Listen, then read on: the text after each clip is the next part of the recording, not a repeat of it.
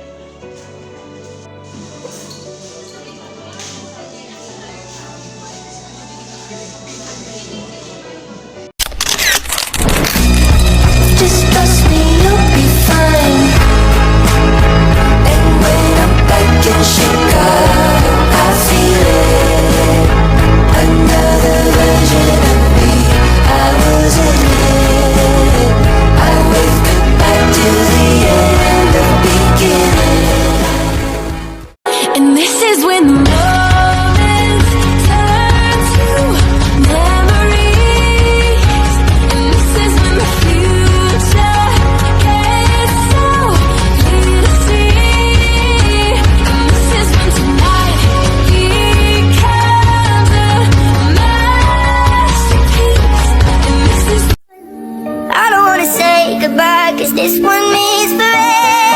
Now you're in the stars, the 6 feet never felt so far. Here I am alone between the heavens and the earth. Sumasagi ka palagi sa isipang ko na deputa ka. Sumasagi ka palagi sa utak, tahan-tahan pagkatok. Kumalanti ako sa isip mo, yahan mo ako magbago. Baby, I could do better, table ka sa aking sweater. Yo, so good morning sa inyo. And special thanks sa teacher ko, Ma'am Clarissa A. Dabu, Ma'am Catherine Franco, and sa lahat ng teachers na naging teacher ko sa Bigay Integrated National High School since I'm grade 7. So kagabi guys, graduation kasi namin sa school, and ayun na yung pinaka-last namin. So, and guys, again, I'm Angelo Rafael C. Marco, now signing off. Goodbye guys, and sa mga klase ko, good luck on your journey. Bye guys.